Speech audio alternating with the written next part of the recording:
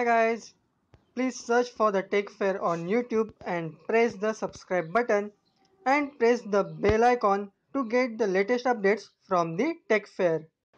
High guys, welcome to the Tech Fair. आजचा आपला topic आहे OSI layer model. OSI model डिटेलमध्ये बघण्या अगोदर आपण त्याबद्दल थोडी एक हिस्ट्री जाणून घेऊयात की एक्झॅक्टली OSI मॉडेल हा का डेव्हलप करण्यात आला ते. OSI मॉडेल डेव्हलप होण्याआधी म्हणजेच अराउंड 80s मध्ये प्रत्येक वेंडर और कंपनीजचे स्वतःचं असं एक प्रोडक्ट और सेपरेट डिव्हाइस होतं की जे आपण आपल्या नेटवर्कमध्ये यूज करत होतो. बट त्याचा एक मेन डिसएडव्हान्टेज असा की हे डिव्हाइसेस दुसऱ्या कोणत्याही वेंडर और कंपनीजच्या डिव्हाइस सोबत कम्पॅटिबल नव्हते, म्हणजेच ते एकमेकांशी कम्युनिकेशन करू शकत नव्हते.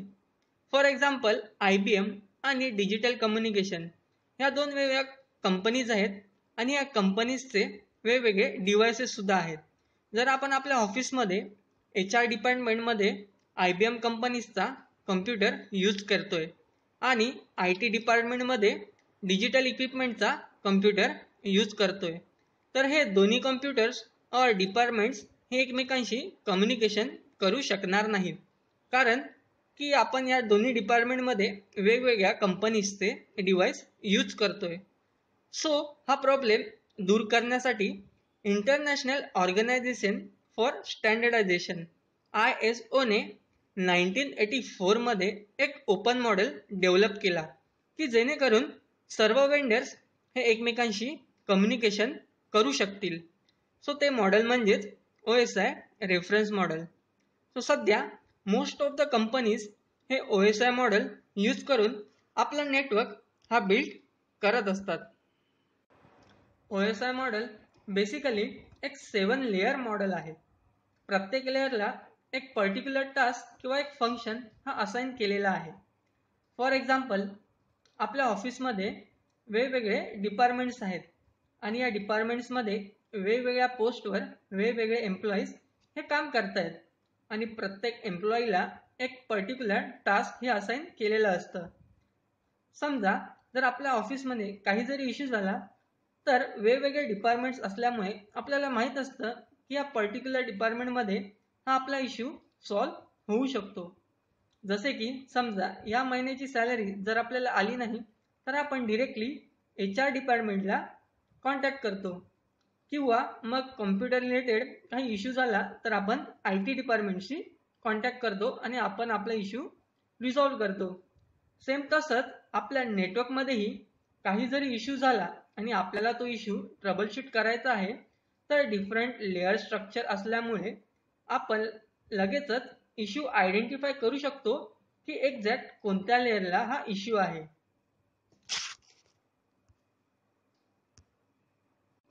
सो आता आपण बघूयात की ते 7 डिफरंट लेयर्स कोणते आहेत आणि एक्झॅक्टली OSI लेअर हे कसं वर्क करतं. जसं मी बोललो होतो की OSI हा एक 7 लेअर स्ट्रक्चर्ड मॉडेल आहे आणि हे मॉडेल्स बॉटम टू टॉप असं वर्क होतं, म्हणजेच physical layer to application layer. आणि हे 7 लेयर्स लक्षात ठेवण्यासाठी काही निमोनीज आहेत, जसे की please do not throw samosa pav away किंवा all people seems to need a data processing.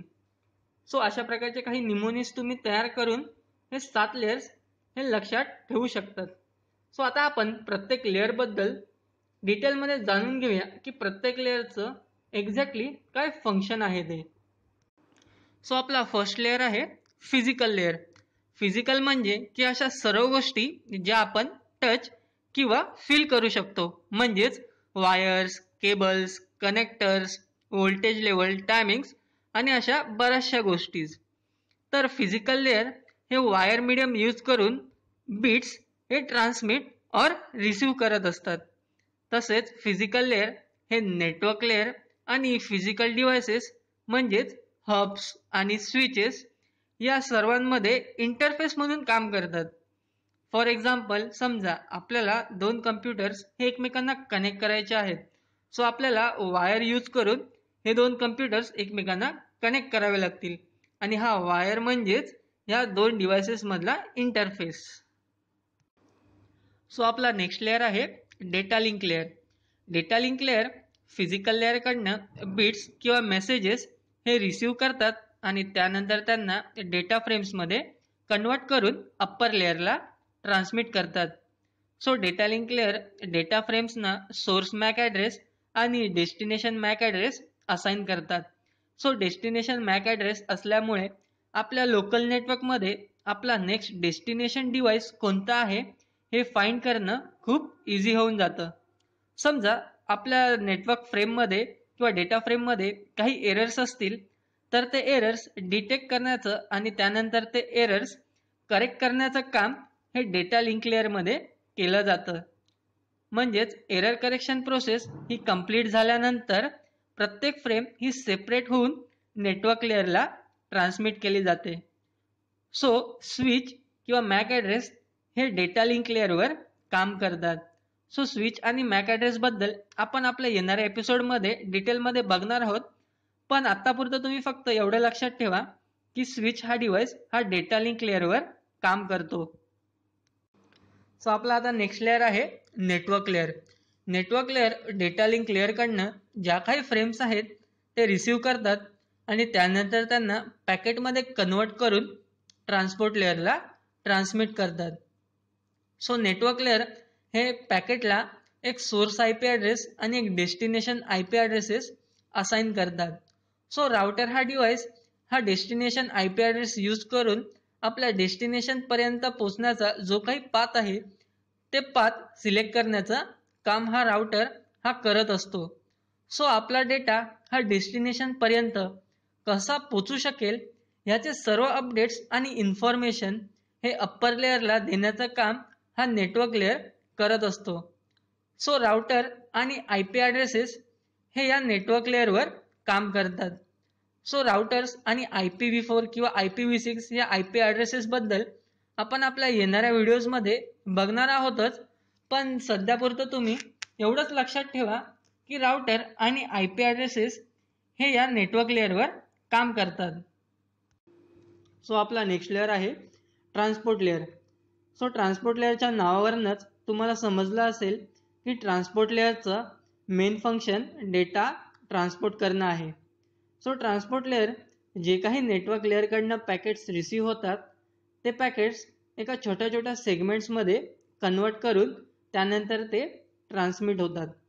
For example समजा तुम्ही कम्प्युटरवरून एखादी इंटरनेटवरनं फाईल डाउनलोड करताय.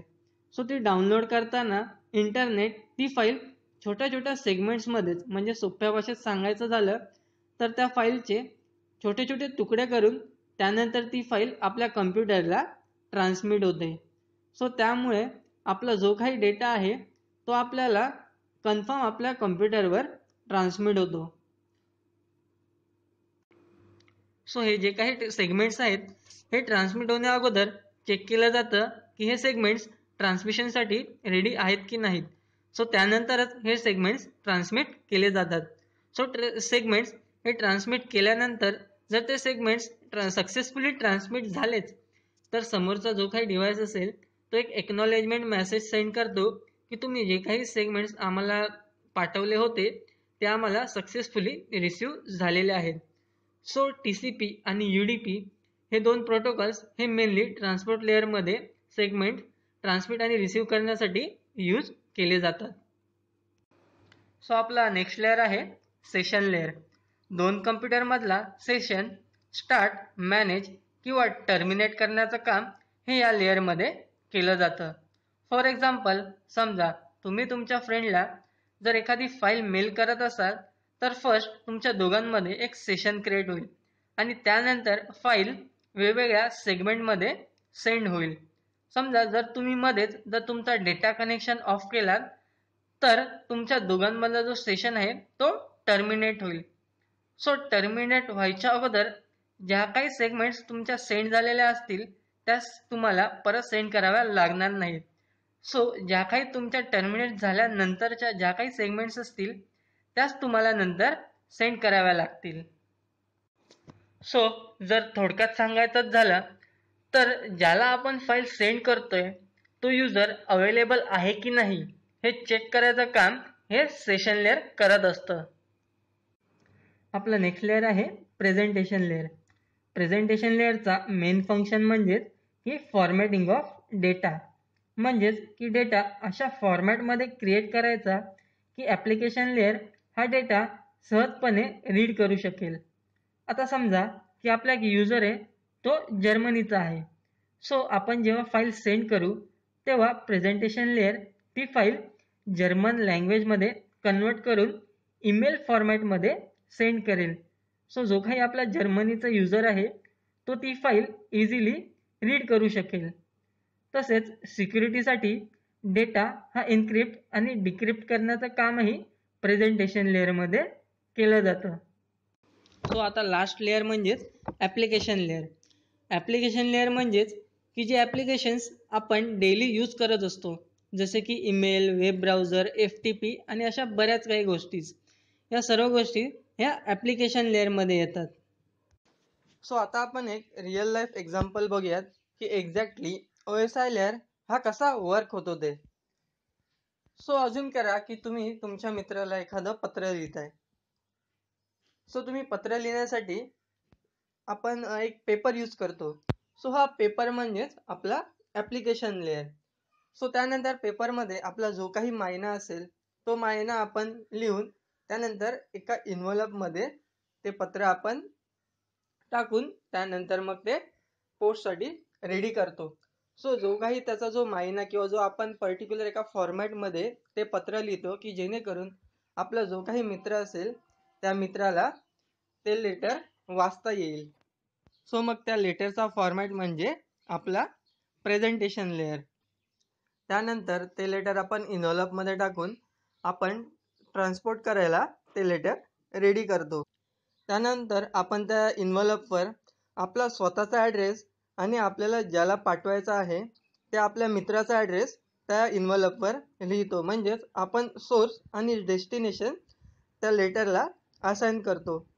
सो त्यानंतर आपण ते लेटर घेऊन आपल्या जवळचा जो काही पोस्ट ऑफिस आहे त्या पोस्ट ऑफिसला जाऊन पर्टिक्युलर एक पोस्ट तिकीट त्या लेटरला आपण लावतो. म्हणजेच एक आपण त्या लेटरला एक युनिक ID देतो. सो त्यानंतर ते लेटर जो काही पोस्टमन असेल तो पोस्टमन एका पोस्ट ऑफिसमधनं जो आपला डेस्टिनेशन असेल त्या डेस्टिनेशन पोस्ट ऑफिसला ते लेटर घेऊन जातो. सो आपला हा जो काही पोस्टमन आहे हा पोस्टमन म्हणजे आपल्या 2 डिव्हायसेसमधला इंटरफेस. सो त्यानंतर लेटर आपला जो काही डेस्टिनेशन आहे त्या पोस्ट ऑफिसमध्ये गेल्यानंतर त्या आपल्या लेटरवरच्या युनिक IDवरनं तो लेटर पोस्टमन त्या पर्टिक्युलर डेस्टिनेशन म्हणजेच आपल्या मित्राकडे घेऊन जातो. त्यानंतर जेव्हा मित्राकडे ते लेटर येतं तेव्हा मित्र त्यावरचा जो डेस्टिनेशन ॲड्रेस म्हणजे आपण जो त्या मित्राच्या घराचा ॲड्रेस जो लिहिलेला असतो तो चेक करतो की हा नक्की जे काही लेटर आहे ते नक्की माझ्यासाठी आलेला आहे की नाही. सो तो डेस्टिनेशन ॲड्रेस चेक करतो आणि त्यानंतर हे लेटर कोणी पाठवलं आहे म्हणजे सोर्स कोण आहे हे चेक करतो. सो ते चेक केल्यानंतर त्याला कळतं की अरे हे जे लेटर आहे हे माझ्या मित्राने मला पाठवलेलं आहे. त्यानंतर ते लेटर तो ओपन करतो आणि ओपन करून जो काही मायना आहे तो ते वाचतो. सो अशा रीतीने OSI लेअर एक्झॅक्टली असंच काम करतं, from application layer to physical layer आणि मग physical layer to application layer. Thank you guys. Please subscribe our channel on YouTube and like our page on Facebook. Thank you. Hi guys.